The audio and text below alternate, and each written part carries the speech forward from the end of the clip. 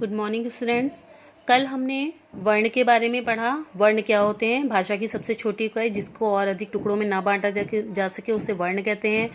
वर्णमाला क्या होती है? वर्णों का जो क्रमबद्ध समूह होता है उसे वर्णमाला कहते हैं।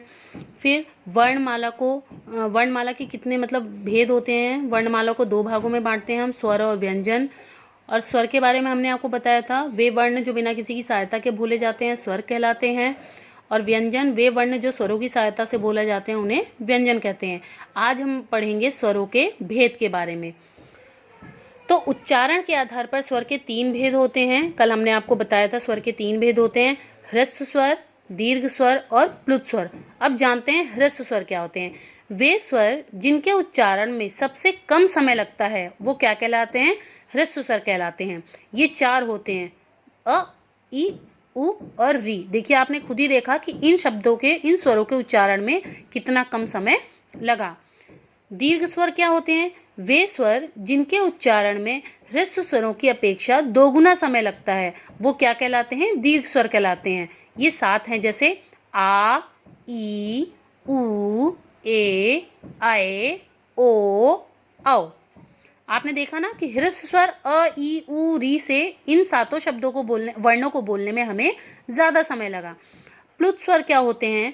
वे स्वर जिनके उच्चारण में हमें ह्रस्व स्वरों की अपेक्षा 3 गुना समय लगता है वे प्लुत स्वर कहलाते हैं। इनकी पहचान के लिए संस्कृत में स्वर के आगे 3 जैसा अंक लगा होता है, जैसे ओम। हिंदी भाषा में प्लुत स्वरों का प्रचलन नहीं होता।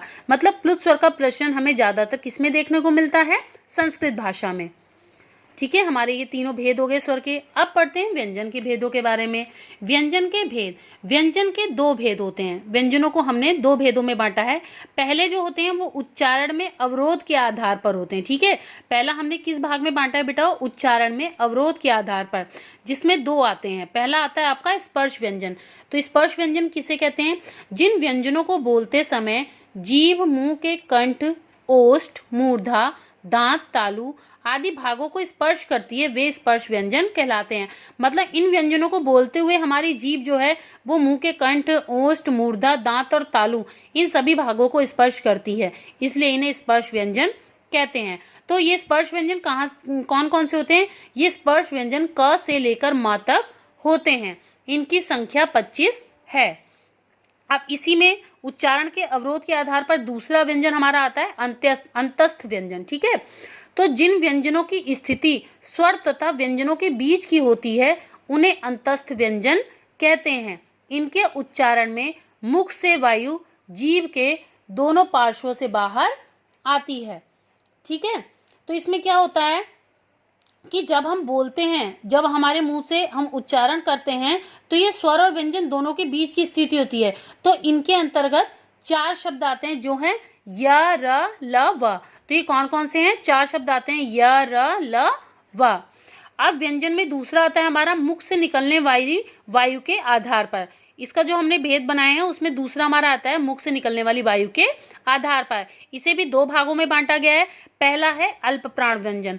अल्प प्राण व्यंजन किसे कहते हैं बेटा? वे व्यंजन जिनका उच्चारण करते समय कम बल लगाना पड़ता है उन्हें अल्प प्राण व्यंजन कहते हैं। जो बहुत ही इजीली, बहुत ही आसानी से मुंह से निकल जाते हैं, उच्चारण जिनका करना बहुत आसान होता है उन्हें अल्प प्राण व्यंजन कहते हैं। जो कौन कौन से हैं? क, घ, न, च, छ, च, ज, ञ, ट, ड, ण, त, द, न, प, ब, म, य, र, ल, व। ये सभी किसमें आते हैं? अल्प प्राण व्यंजन में आते हैं।